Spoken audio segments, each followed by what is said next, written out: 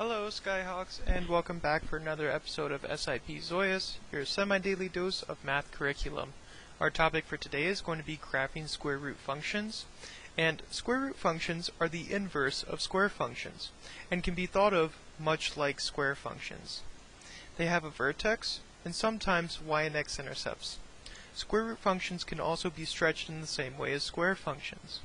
So when we go ahead and we look at our diagram over here, we see that our square function is right here, and our square root function is right here. Notice how our square root function is the inverse of our square function. As well, notice that there are two branches to our square root function, a positive and a negative.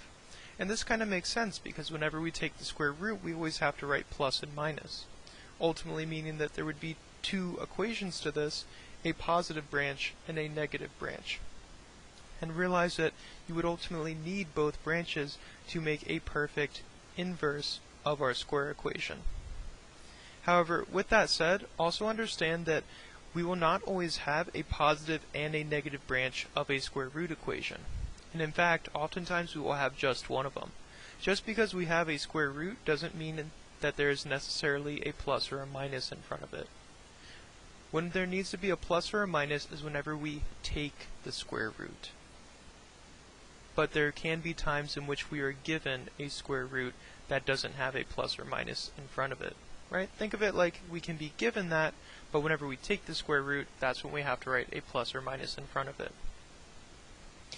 So with that said, this is what our typical square root function is going to look like.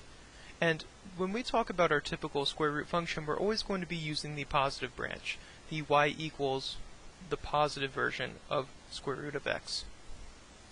So when we take this branch, we see that our function is going to be over 1 up 1 and over 4 up 2. That's because when we go over 1 and take the square root of 1, that's going to equal 1. Likewise, going over 4 means we take the square root of 4, which will then equal 2. So this is what our normal square root function will look like. And of course our vertex is at 0, 0. And we can use this to then go ahead and graph different versions of our square root function. Now, like I said, our square root function is very similar to a square function, and it even has a vertex format which is remarkably similar to our square function. Notice how h and k are both our vertex, and our multipliers can be now either outside of the square root or inside of the square root. But however, notice that if a multiplier is inside of the square root, it is still ultimately going to stretch or compress our line. However, it will do so to a lesser degree because it's being affected by the square root. See how our multiplier is a times the square root of b? That's because our multiplier is now not just a, but it's also the square root of b, which is multiplying it. And then if we would really like to think about it as a separate entity, we could actually go ahead and break our square root right there because it's connected by multiplication, and then we would have just a times the square root of b. With that said, since this is our whole multiplier, that means if this whole thing is greater than 1, we will have a vertical stretch. Likewise, if this whole thing is less than 1, then we will have a vertical compression. And of course, when I say greater than or less than 1, I'm referring to the absolute value, the kind of magnitude behind it. And the way you can think about this is when you multiply a number by something larger than 1, it gets bigger. When you multiply a number by something smaller than 1, it gets smaller, or it is compressed. Okay, now let's go ahead and talk about orientation. So if a is positive, that means we will have upward orientation. If a is negative, that means we will have downward orientation. Notice how b doesn't play into this because b needs to be positive in order for this to be a real function. So with that said, let's go ahead and graph this square root function. So how we can start this off is by finding our vertex. So first we want to go ahead and find our vertex. So our vertex here, and we can even line up our vertex format right underneath it, so that way we can better identify our components. Square root of b times x minus h plus k. We can see that h, our x value, is going to be -1, and likewise k, our y value, is going to be -2.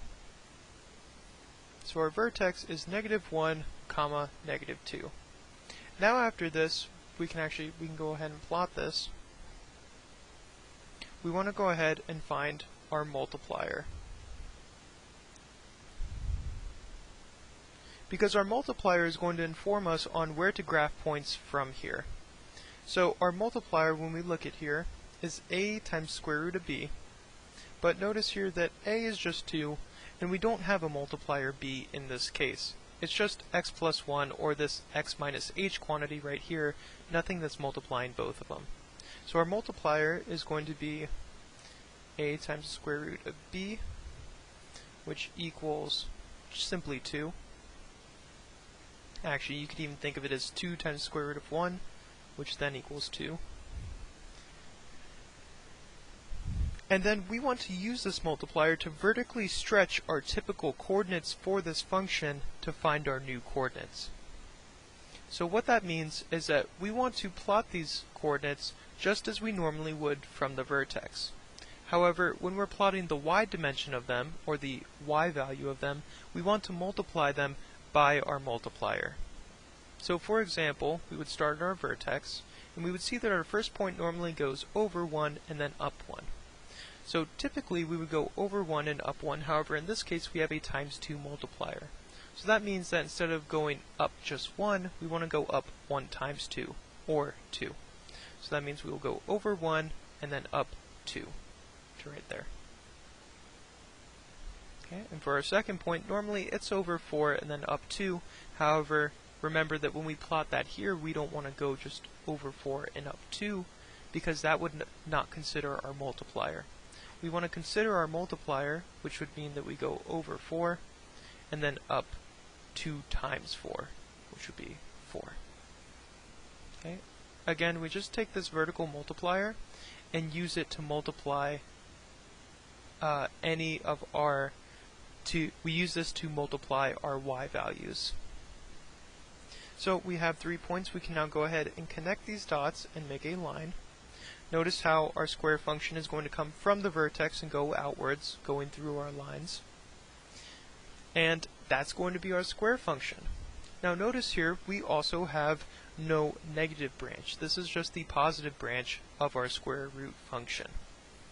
Okay, so with that said, let's go ahead and find the second part of this. So let's just, for good measure, find the domain and the range.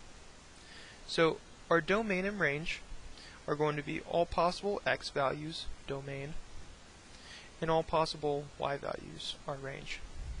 So when we're looking for the domain, we want to ask how far left and how far right can we go on this function without ever leaving this line. So on this line, I can go as far right as -1. So I'm going to write -1 right there. Then I want to ask how far right can I go? Well, I have an arrow there so I can keep on going right, so I can go over infinitely. I can always keep going further right. Now we want to put surrounding markers on this to indicate the boundaries of it.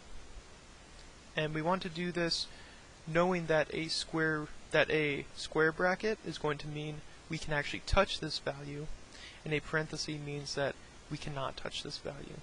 So when we look over here, we see that we can actually go to -1. We don't just get really close to it, we can actually go to it.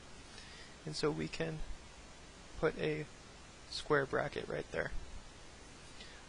Likewise, so for this infinity value, can we go there and can we actually touch it? Well, the question is, can we touch infinity? And the answer is no. We can't touch infinity. So we're going to use a parenthesis. And likewise for our range, we want to know how far up and down can I go without ever leaving this line. So how far down I can go is -2. So we'll write -2 right there. Then how far up I can go, well, I have an arrow, and I know it's curving off, but it is still going up, and we can keep on going upwards with it. So we're going to write infinity for this one as well. Likewise, can we touch that -2? Yes, we can. So we're going to write a square bracket. And infinity, can we touch that? Well, no. Of course we can't touch infinity.